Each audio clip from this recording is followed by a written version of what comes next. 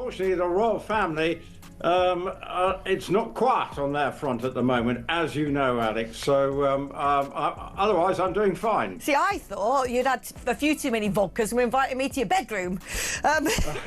Now, tell me... The departure of Sarah Ferguson from Royal Lodge was anything but the graceful transition one might expect for a former member of the inner circle, unfolding instead as a chaotic and somber spectacle that stripped away the last vestiges of her royal standing.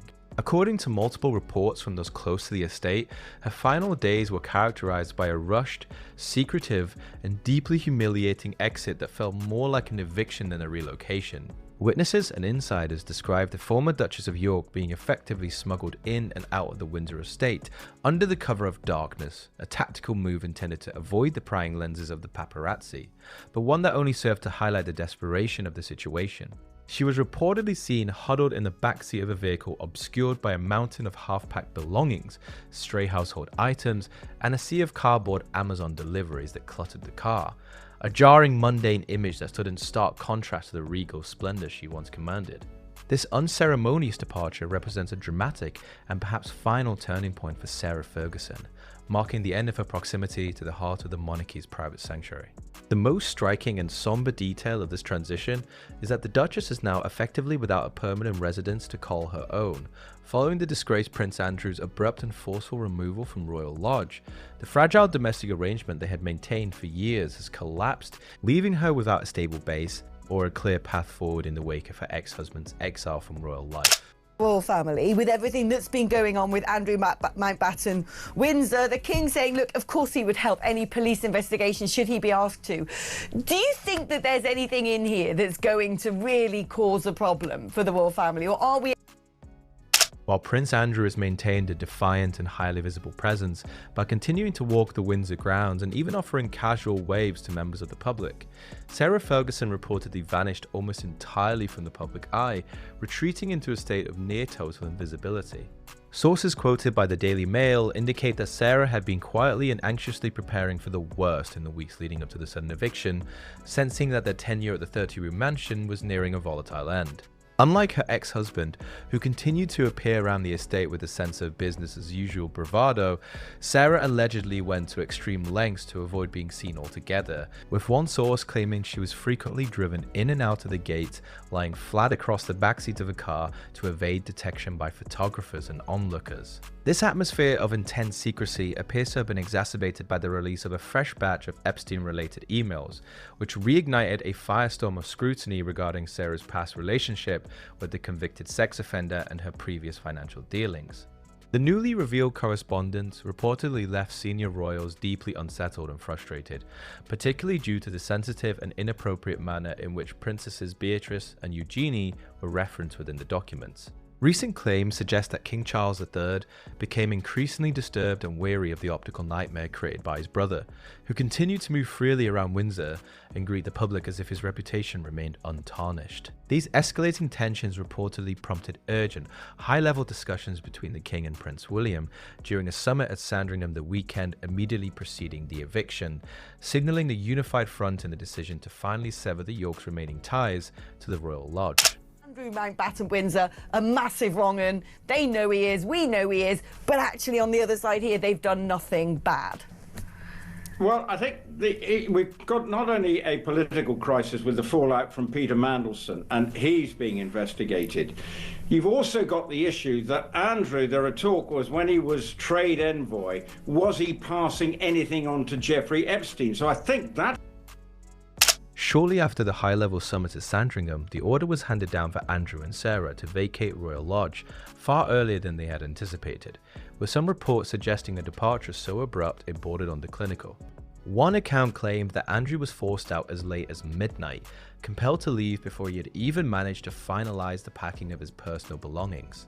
If these details are accurate, Sarah's exit was undoubtedly just as frantic and disjointed, leaving the household staff to manage a somber and hollowed-out aftermath.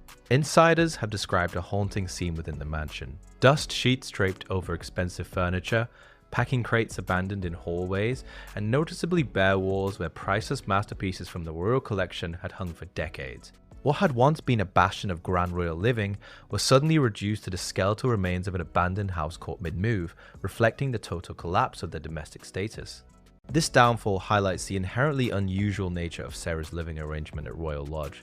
Despite their divorce in 1996, she continued to reside with Andrew for nearly 20 years, a setup that frequently raised eyebrows and fueled speculation within senior royal circles.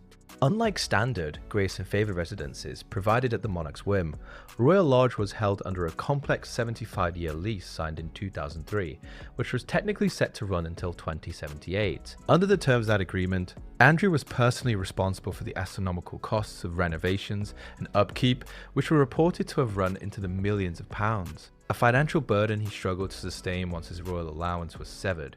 Ultimately, Sarah's already fragile and unconventional living situation, built on the foundation of a disgraced ex-husband's crumbling lease, collapsed almost overnight, leaving her to navigate an uncertain future without the protection of the Windsor estate. Horrible, horrible man, but the rest of them I quite like, and you can't blame them for the things that he's done. Do you think that's sort of where public opinion in general is, or is this really actually creating a far more deeper crisis for the monarchy? Well, Andrews, by his actions, even, last week, there he was being photographed in Sarah Ferguson's departure from Royal Lodge has left her without the domestic security she had relied on for decades, effectively casting her adrift as the unconventional sanctuary she shared with Prince Andrew finally collapsed. In the tense weeks leading up to the eviction, observers noted a steady and curious stream of Amazon deliveries arriving at the mansion, suggesting a frantic attempt to settle affairs even as the couple faced the monumental task of vacating. Sources have described the move as a grueling, months-long room-by-room excavation, necessitated by the sheer volume of personal effects accumulated over their 30-year history at the estate. Among the vast haul of possessions, one detail that has repeatedly surfaced in royal lore is Andrew's infamous and extensive collection of teddy bears. Reports indicate that the majority of these soft toys were among the first items packed away into long-term storage, though a single stuffed monkey reportedly remained by his side until the very end. Behind the scenes, the atmosphere within the 30-room residence was said to be suffocatingly tense. By November, insiders claimed Andrew spent much of his time pacing the hollowed-out halls alone, muttering and launching into rants, while Sarah sought a fleeting sense of normalcy by confiding in staff and close friends at the Doghouse, a discreet bar on the estate. Though they continued to meet for lunch and dinner to discuss their dwindling options, the couple was essentially leading separate lives at opposite ends of the house, with Sarah reportedly spiraling into a state of panic over her uncertain future. Since the final locks were turned at Royal Lodge, Sarah's exact whereabouts have become a subject of intense international speculation, with royal author Andrew Loney suggesting her historical tendency to flee the country when the pressure of scandal becomes unbearable. While early rumours placed her at Richard Branson's Necker Island, a claim his representatives have firmly and flatly denied, other suggested refuges include spa retreats in Thailand, the exclusive Caribbean island of Mustique, or even a temporary stay with Princess Eugenie in the United Arab Emirates or Portugal. Despite these whispers of a life abroad and a housing crisis that has left her temporarily displaced, recent reports suggest that Sarah's ultimate goal is to maintain a base in the Windsor area, seeking to rebuild her life independently and remain close to her daughters, even as the royal protection she once enjoyed vanishes into the past. Former Duchess of York Sarah Ferguson has been labelled desperate and a degenerate in the latest instalment of the Epstein files, with emails between her and Jeffrey Epstein revealing she was regularly chasing money and attention from the financial realities currently facing Sarah Ferguson may make her desire to remain in the Windsor area an impossible dream, as her estimated net worth of approximately £752,000, according to Yahoo Finance, falls short of the soaring property market where even modest terraced homes regularly sell for well over £800,000. However, the loss of her physical home is perhaps overshadowed by the renewed and devastating impact of the Epstein scandal on her daughters, Princesses Beatrice and Eugenie, who are reportedly reeling from the latest release of emails and legal documents. These newly disclosed communications have sent shockwaves through the family, with allegations emerging that Prince Andrew sent photographs of his daughters to Jeffrey Epstein, and perhaps more damagingly, that Sarah herself engaged in crude and inappropriate jokes regarding Eugenie's private life in direct correspondence with the convicted sex offender.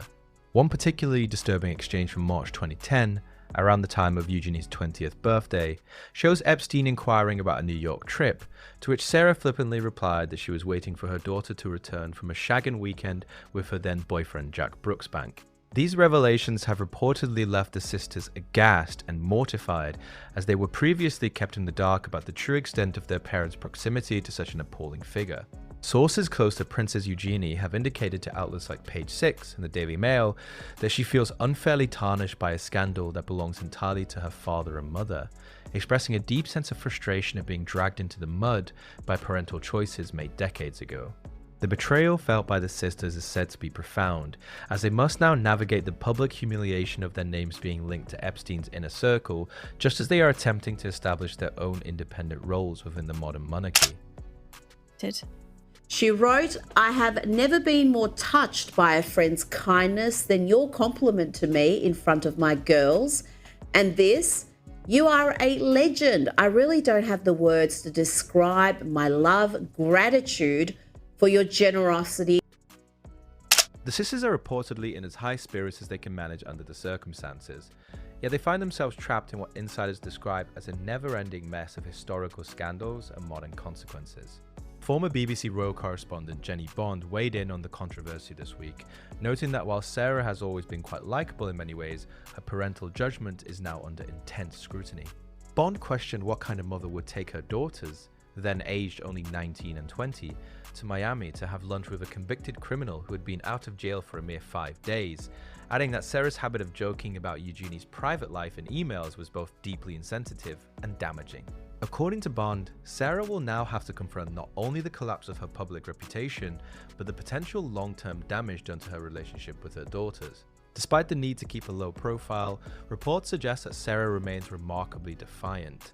The Daily Mail indicates that around the time the latest files were released, she was already in talks with an author about a new ghostwritten memoir, signaling she has no intention of fading into obscurity. Furthermore, she is said to have no intention of moving back in with Andrew, with royal biographer Andrew Lowney suggesting that she still believes she can engineer some kind of comeback if she is no longer weighed down by his toxic association. Throughout the ordeal, Andrew Mountbatten Windsor has continued to insist he has done nothing wrong, with sources claiming he feels hard done by and unfairly treated by the institution. Sarah, meanwhile, has reportedly maintained that she had minimal involvement in the mess, despite the significant volume of emails suggesting a much closer tie to the Epstein circle. Both Sarah Ferguson and Andrew Mountbatten Windsor have been approached for comment regarding these latest revelations, but neither has responded, leaving the public to wonder if Sarah can ever truly recover, or if the accumulated damage to her brand and family has finally become permanent. Thank you for watching, please like and subscribe.